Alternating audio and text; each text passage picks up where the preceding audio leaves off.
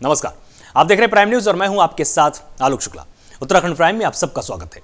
उत्तराखंड में 2022 के चुनाव के लिए चेहरे का चयन करने को लेकर तकरार बढ़ती ही जा रही है।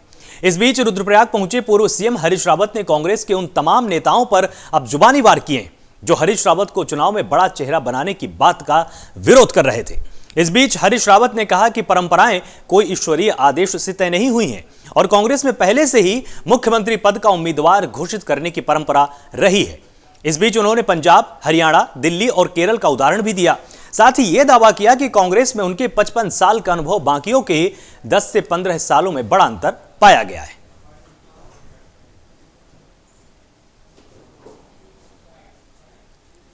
कोई ईश्वरीय आदेश से थोड़ी तय हुई है या कोई सांस्कृतिक ऐसी मान्यताएं होती हैं उनके आधार पर परंपराएं बनती है। ये तो हमारी पार्टी में पहले मुख्यमंत्री घोषित होता था और वही लीड करता था। फिर हमने कुछ समय थोड़ा अमेंड किया, कुछ जगह करते थे, कुछ जगह नहीं किया। अभी हाल फिलहाल भी हमने पंजाब में चेहरा घोषित किया, हरियाणा में घोषित किया, दिल्ली में घोषित किया, हमने केरल में घोषित किया और भी कुछ राज्यों में, मध्य प्रदेश में घोषित किया। ऐसा नहीं है कि चेहरे घोषित नहीं किए गए। सबसे बड़ी बात है कि आपकी रणनीतिक आवश्यकता क्या है। उत्तराखंड हो या कोई और राज्य हो, भाजपा युद्ध के तरीके से लड़ रही है। यदि आप असमंजस में हैं, लाइन ऑफ कमांड बिल्कुल क्लियर नहीं है, तो आप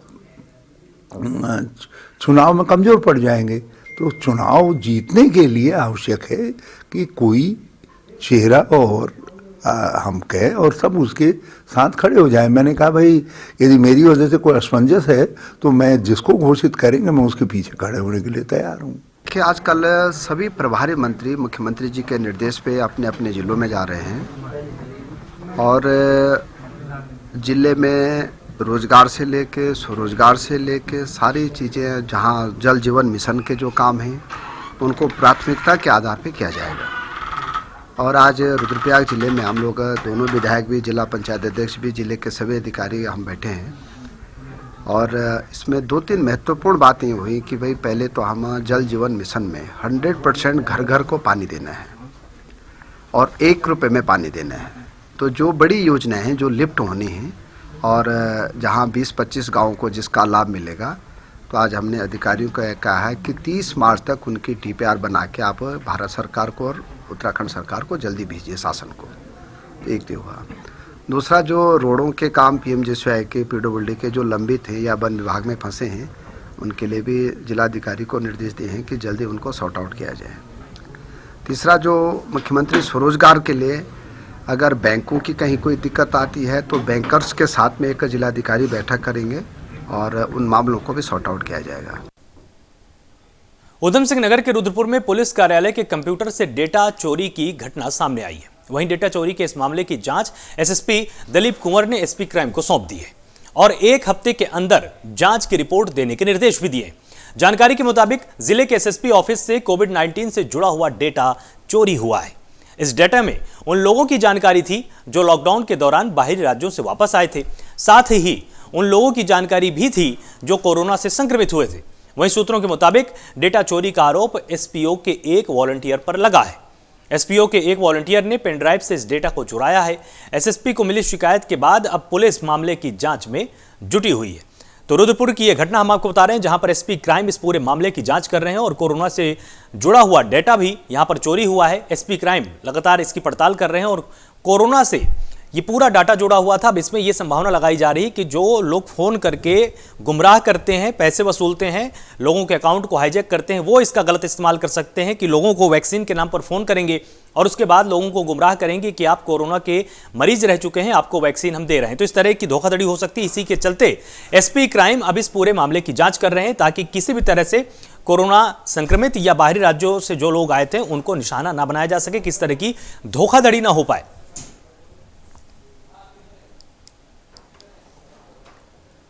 और इस पूरे मामले की जांच SP क्राइम को सौंपी गई है। कोरोना से जुड़ा हुआ डेटा पुलिस कंप्यूटर से ही चोरी हो गया है और यह कहा जा रहा है कि पेन ड्राइव की मदद से वहां पर काम करने वाले एक व्यक्ति ने डेटा चोरी किया है।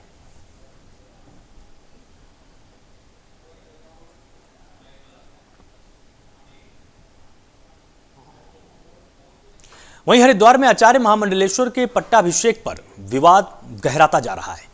एक तरफ अखिल भारतीय अखाड़ा परिषद के अध्यक्ष नरेंद्र गिरि सहित कई संत साधु कैलाशानंद गिरि के पक्ष में आ गए, वहीं प्रज्ञानंद आचार्य महामंडलेश्वर ने कोर्ट तक मामले को ले जाने की बात कह दी है। 14 जनवरी को हरिद्वार के निरंजनी अखाड़ा में पट्टाभिषेक होने वाला था, लेकिन पट्टाभिषेक से पहले निरंजनी अखाड़े के अध्यक्ष नरेंद्र गिरि महाराज ने स्वीकार कर लिया कि 2019 में उन्होंने प्रज्ञानंद महाराज को निरंजनी अखाड़े के आचार्य महामंडलेश्वर पद पर पट्टाभिषेक किया है, लेकिन उनको इस पद से हटा दिया गया है। साथ ही आचार्य महामंडलेश्वर पद से भी हटाया गया है, लेकिन उनके इस बयान से बिल्कुल साफ हो गया है कि प्रज्ञानंद महाराज निरंजनी अखाड़े के महामंडलेश्वर पद पर तैनात है। दरअसल 14 जनवरी को दक्षिण काली पीठाधीश्वर कैलाशानंद ब्रह्मचारी महाराज का निरंजनी अखाड़े के आचार्य महामंडलेश्वर पद पर पट्टाभिषेक किया गया था, लेकिन उसके पहले ही प्रज्ञानंद महाराज सामने आ गए और उन्होंने खुद को निरंजनी अखाड़े का आचार्य महामंडलेश्वर पद बताते हुए इस पट्टाभिषेक को नियमों के खिलाफ बता दिया। उन्होंने इस मामले को कोर्ट में चुनौती देने तक की बात कही है।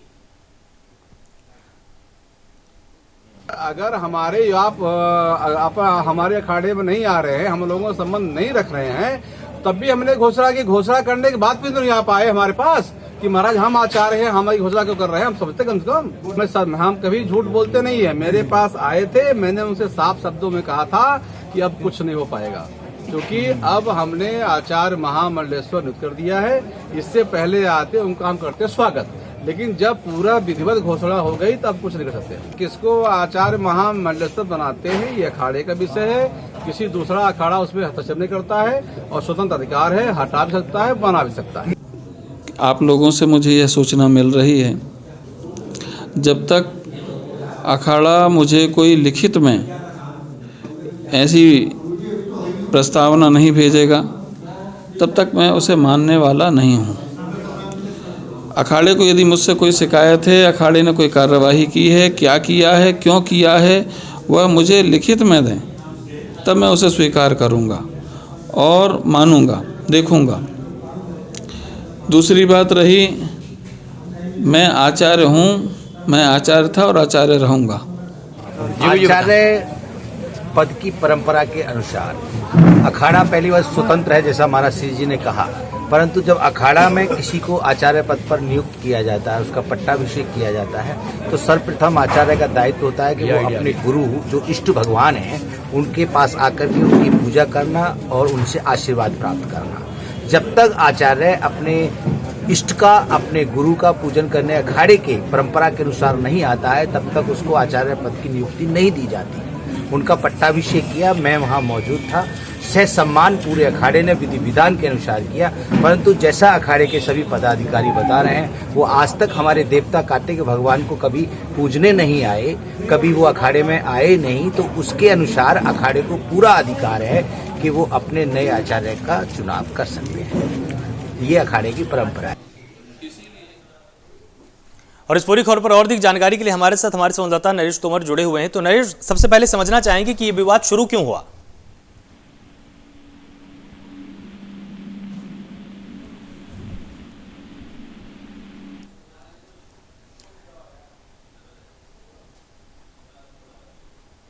तो हमारे संवाददाता से हमारा संपर्क नहीं हो पा रहा है किसी तकनीकी खामी की वजह से, लेकिन ये विवाद अब लगातार गहराता जा रहा है और कैलाशानंद गिरि के पक्ष में कई वहां पर साधु संत भी मौजूद हैं और कोर्ट में भी अब ये पूरा मामला जा सकता है, ये संकेत बिल्कुल साफ कर दिया है साधु संतों ने। अब आइए आपको मसूरी लेकर चलते हैं। मसूरी में छावनी परिषद बोर्ड की बैठक हुई है। इस मीटिंग में छावनी अध्यक्ष ब्रिगेडियर सत्यनारायण सिंह मौजूद रहे। वहीं मीटिंग में छावनी परिषद के विकास कार्यों को लेकर कई प्रस्तावों को पास भी किया गया है। बोर्ड बैठक में फैसला लिया गया कि छावनी परिषद के प्रवेश द्वार पर एक भव्य स्वागत द्वार का निर्माण कराया जाएगा। वहीं 1965 के भारत पाक युद्ध में कई पाकिस्तानी टैंकों को ध्वस्त करने वाले परमवीर विजेता डॉक्टर अब्दुल हमीद के लेख को प्रदर्शित भी किया जाएगा और यहां एक टैंक भी रखा जाएगा। इस प्रवेश द्वारा पुलवामा में आतंकी मुठभेड़ में शहीद हुए मेजर विभूति शंकर ढोंडियाल की मूर्ति स्थापित की जाएगी, जिससे कि उनकी शहादत को नमन किया जा सके, याद किया जा सके। वहीं मीटिंग में छावनी परिषद में लगने वाले जाम को लेकर परिषद के अध्यक्ष ने नाराजगी जताई है और यह कहा है कि छावनी परिषद का विकास तभी मुमकिन है जब यहां के लोगों को जाम से निजात मिल सकेगी। इस मीटिंग में मशहूर बॉलीवुड फिल्म निर्माता और निर्देशक विशाल भारद्वाज, किरण कपूर, दीपक मधोक और छावनी परिषद के मुख्य अधिशासी अधिकारी अभिषेक राठौर ने वर्चुअली हिस्सा भी लिया। इसमें विशाल भारद्वाज ने मसूरी छावनी में छावनी और लंढोर बाजार के इतिहास को लेकर एक म्यूजियम और छोटा ऑडिटोरियम बनाने की मांग भी तेज की है। इसके जरिए स्थानीय युवाओं और बच्चों फिल्मों में करियर बनाने की जानकारी भी दी जा सकेगी।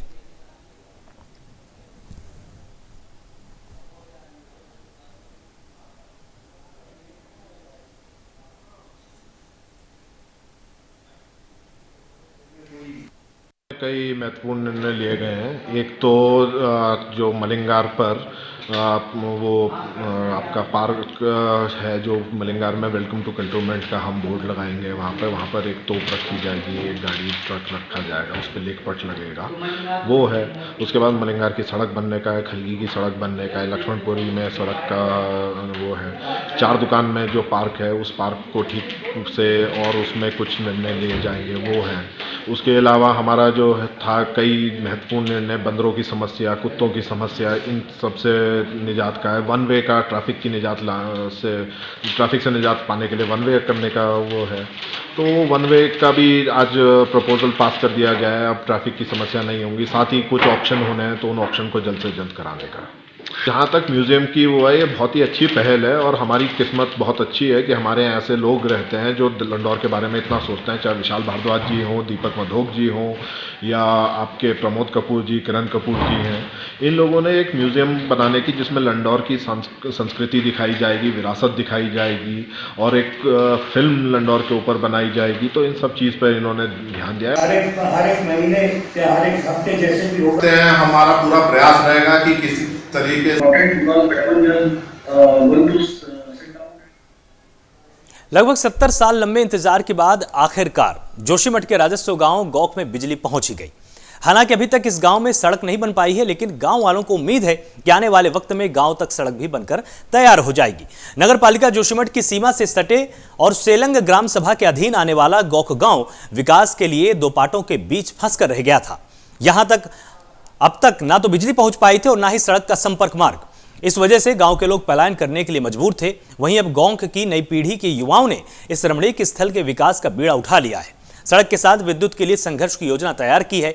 इसी योजना का असर है कि गांव को अब तक 70 साल के इंतजार के बाद बिजली भी मिलने लगी है।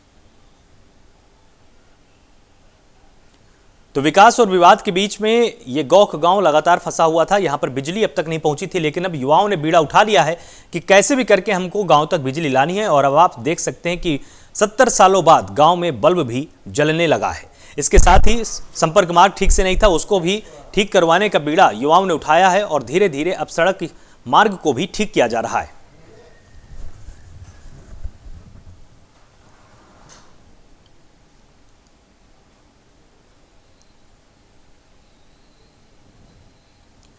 तो 70 साल के बाद गौख गांव को बिजली मिली है। लगातार यहां के युवाओं ने प्रयास किया कि किसी भी तरह से गांव का अंधेरा दूर किया जा सके और अब उसमें उनको सफलता मिलने लगी है। दरअसल विकास और विवाद के बीच में यह गांव लगातार उलझा हुआ था। नक्शे पर इसकी स्थिति विवादित होने के चलते यहां पर सरकारी योजनाएं ठीक से क्रियान्वित नहीं हो पाती थी, जिसके चलते युवाओं ने अब इसका बीड़ा उठाया कि आबादी यहां पर रहती है, गांव के तमाम लोग पलायन कर रहे थे, उन्हीं को रोकने के लिए अब यहां पर बिजली गांव में लाई गई है और साथ ही जो सड़क संपर्क मार्ग था उसको भी अब दुरुस्त किया जा रहा है और इसमें अब जनप्रतिनिधियों ने भी धीरे धीरे सहयोग तेज किया है। हालांकि ग्रामीणों का यह कहना है कि सड़क का इंतजार तो अभी भी है, क्योंकि सड़क यहां पर बनाना थोड़ा सा दुर्गम है और इसमें सरकारी अधिकारियों ने भी लगातार प्रयास किए हैं, लेकिन दुर्गम जगह पर होने की वजह से सड़क की व्यवस्था अब तक नहीं हो पाई है। वहीं पर मसूरी कैंपटी रोड छतरी वाले बैंड के पास एक बड़ा हादसा हो गया है। यहां एक बेकाबू ट्रक सड़क किनारे एक दुकान से टकरा गया। गनीमत ये रही कि दुकान में हादसे के वक्त कोई मौजूद नहीं था। इस हादसे में ट्रक ड्राइवर बुरी तरह से घायल हो गया, जिसका इलाज फिलहाल चल रहा है। वहीं दूसरी तरफ हादसे की जानकारी मिलने के बाद मौके पर पहुंची पुलिस ने मामले की जांच शुरू कर दी है। तो बेकाबू ट्रक दुकान से जाकर टकरा गया और आप तस्वीरों में देख सकते हैं कि किस तरह से पूरी दुकान क्षतिग्रस्त हो गई और हादसे में जो ट्रक का ड्राइवर था वो भी बुरी तरह से घायल हो गया है, क्योंकि उसने भी ट्रक को बचाने की पूरी कोशिश की, लेकिन वो ट्रक को बचा नहीं सका और इसी दौरान वो बुरी तरह से घायल हुआ है। बेकाबू ट्रक दुकान में घुसा और उसके बाद हादसे में ड्राइवर भी बुरी तरह से घायल हुआ है। ये मसूरी की तस्वीरें हम आपको दिखा रहे हैं। आप इसमें देख सकते हैं कि हादसे के बाद किस तरह से ट्रक क्षतिग्रस्त हुआ और दुकान भी क्षतिग्रस्त हुई है। और इस पूरे हादसे में ड्राइवर को गंभीर चोटें आई हैं, जिसका समुचित इलाज अस्पताल में किया जा रहा है।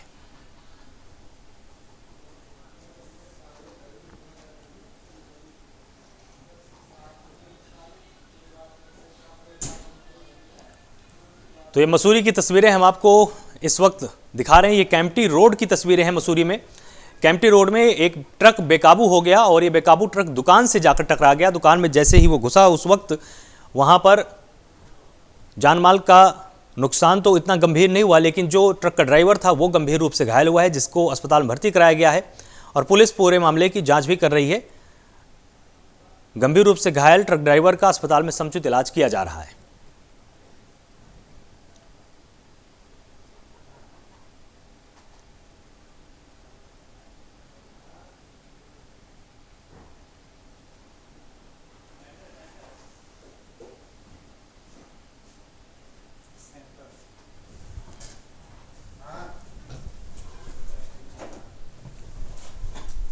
तो बेकाबू ट्रक दुकान से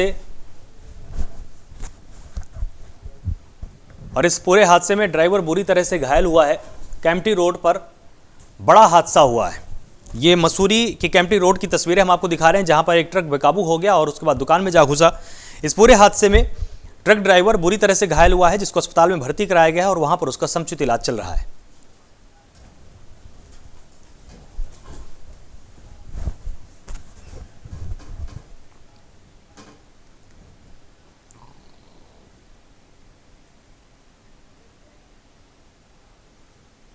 फिलहाल इस पूरे बुलेटिन में सिर्फ इतना ही। आप लगातार जुड़े रहिए प्राइम न्यूज के साथ। नमस्कार।